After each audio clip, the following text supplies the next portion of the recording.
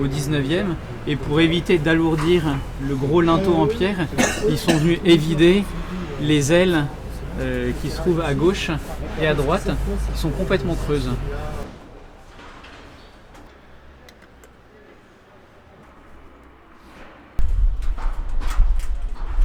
La difficulté a été de conserver, de faire le raccord de teinte entre la partie ancienne et la partie neuve, pour pas que ça choque à l'œil et que visuellement, en fait, d'en bas, qu'il n'y ait pas de différence entre la partie neuve et la partie ancienne.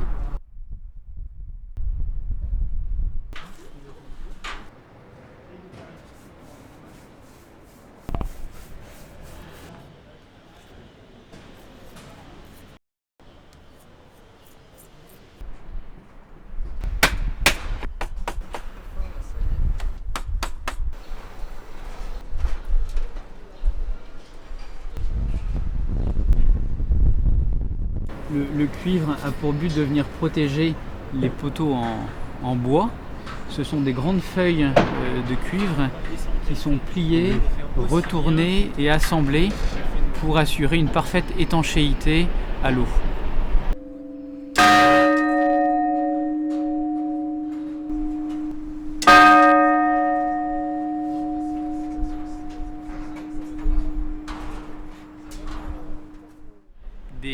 Des cas très intéressants rencontrés sur le chantier. Le premier, c'est peut-être les épis de toiture qui viennent couronner les deux clochers. Nous en avons 4.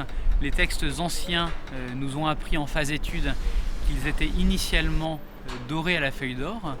Avec l'échafaudage en place, on a pu confirmer cette donnée en retrouvant certaines feuilles derrière certains éléments des épis. Et donc nous les avons naturellement remis en dorure. L'entreprise Chauvet, c'est une entreprise lyonnaise très connue au 19e et spécialisée dans la création des cadrans d'horloge de grande dimension. Date du 17e, qui a été modifiée après la Révolution française. On avait initialement au milieu une fleur de lys qui a été supprimée et remplacée par des volutes inversées. Et donc le travail a consisté à restaurer les remplages et nettoyer les vitraux. En fait, la façade a été financée par le consulat, on dirait aujourd'hui la mairie, la ville de Lyon. Mais ils ont choisi de porter sur la façade le blason de France et Navarre, donc le blason royal. Ce qui était assez étonnant, plutôt que le blason de la ville de Lyon. Mais ça témoigne aussi de la dimension nationale, pour ainsi dire, voire de fondation royale, au moins mythique, du Grand Hôtel-Dieu. C'est aussi pour ça que vous avez sur la façade Prince de Soufflot, sur les quais du Rhône, les sculptures d'Ultregoth et Childebert, qui n'ont pas fondé l'Hôtel-Dieu ici, mais quelque part l'Hôtel-Dieu était porté sous cette dimension nationale et cette inspiration.